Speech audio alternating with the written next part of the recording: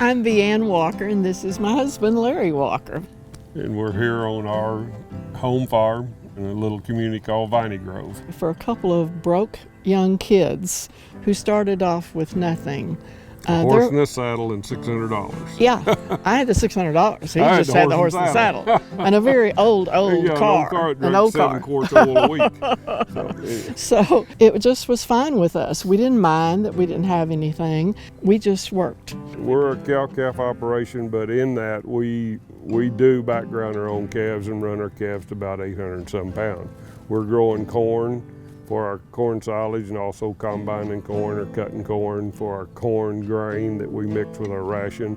We've got 140 some heifers, first calf heifers we're fixing to start, and I moved them up to December 1 this year.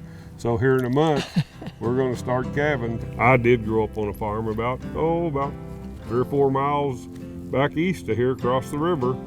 Grew up on I would call it an old McDonald's farm because we had chicken, hogs, dairy cows, beef cows, horses, everything, but not in a big scope. But I knew nothing about farming, but he has had to teach me from, I guess, about our 4th or 5th year into marriage, how to drive a tractor, help with the calves and the cows. We didn't have very many back then when we had a little 20-acre farm. She does all the book work for all the That's farm, true. So she takes care of all the book works for the farm and for our business. 5 miles from here? Yeah. We had a little 20-acre farm, but then I leased a farm next to us, and then we increased the cattle size, the herd size, and started cutting hay and doing our own work there.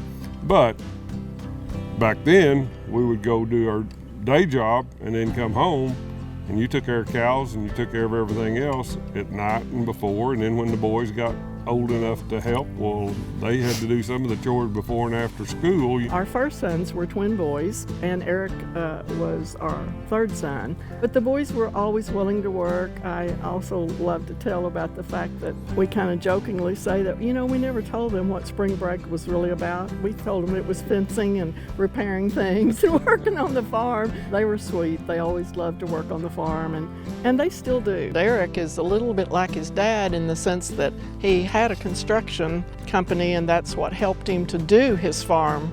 Eric has bought that construction company from us, and he takes money that he earns and started the AYE because he loves ag kids. He's really poured out his heart into this AYE and supporting it. I would want to encourage anybody, especially young people, who might be as broke as Larry and I were when we got married.